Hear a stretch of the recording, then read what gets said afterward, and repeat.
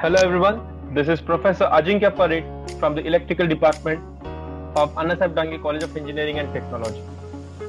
Today we will understand the elective Electrical Economics and Energy Audit. The learning objectives of this elective are understanding the basic concepts and terminology of electricity, to get familiarized yourself with the physical setup of an electrical power system, to get familiar with the electrical and electricity industry and its value chain, like generation, transmission, distribution, and the retail supply of electricity. To get a brief idea about how electricity industry evolved and what is the driving change now. The economics of electrical involves various factors like power generation, transmission and distribution, such as cost per kilowatt, tariff, etc. The purpose of this is the cost related in the setting up and running electrical utilities in real life. The study of economics is of great importance to everyone. We all should know something about capital and interest and sinking funds and depreciation. As electricity is an essential part of modern life and is important to be in the national economy, people use electricity for lighting, heating, cooling, refrigeration, and for multiple operational electrical appliances. The national electric grid in India has an installed capacity of 388.134 gigawatt of energy capacity as of 31st August 2021. Renewable power plants, which also include large hydroelectric plants, constitute about 37% of India's total installed capacity.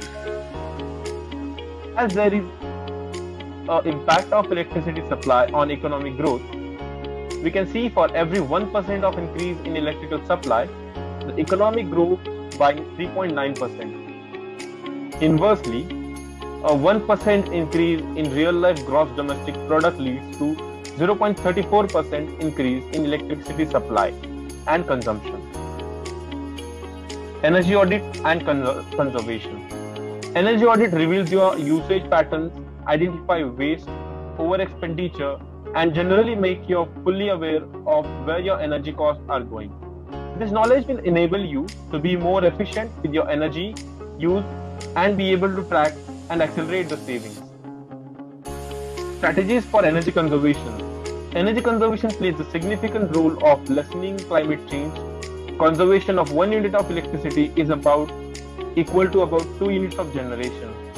It helps the replacement of non-renewable resources with renewable energy.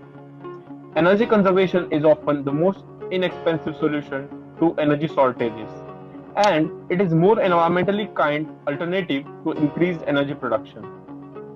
Since we have a limited quantity of non-renewable energy resources available on Earth, it is very important to preserve energy from our current supply so that it is also available for our future generations. Energy conservation plays a very important role because utilization of non-renewable energy also impacts our environment, especially usage of fossil fuel supplies to air and water pollution, such as carbon dioxide is produced when oil, coal, and gas combust in power stations, heating systems, and the engines of our cars. Renewable energy will account for around 55% of total installed capacity as projected by 2030. As per the Central Electricity Authority estimates, by 2029-30, the share of renewable energy generation will be going above from 18% to 44%, while that of thermal is expected to go down from 78% to 52%. Here we can see a schematic view of a classical electrical power system, which comprises of a generation system in red color, transmission system in blue color, distribution system in green color, and the customers, which are segregated in 3 subcategories known as sub-transmission customers between 26 kV to 69 kV, primary customers between 13 kV to 4 kV, and secondary customers between 120 V to 240 V. As we can clearly see from the graph, the growth of renewable energy generation will have a great impact on the total generation, and it's quite evident that by 2030, there will be an added capacity of 250 gigawatts through renewable energy sources. inspection survey, and an analysis of energy flow. Key points: it may include a process or system to reduce the amount of energy input into the system without negatively affecting the output. Energy audit involves measuring the energy consumption of any enterprise and suggesting better ways to reduce some energy consumption. Reduction of energy consumption often requires investment, and such investment decisions are often made on financial basis. And for this purpose, energy audit is very necessary. As the symbol signifies, saving more energy will help us save more energy bills. Let us now understand the energy conservation through energy conservation pyramid. It's a practice of using less energy in order to lower the cost and reduce environmental impact. The pyramid of energy conservation helps homeowners prioritize which of the any appliances to use and how to save the energy in steps. Each of the pyramid stand levels represent different energy saving measures from home.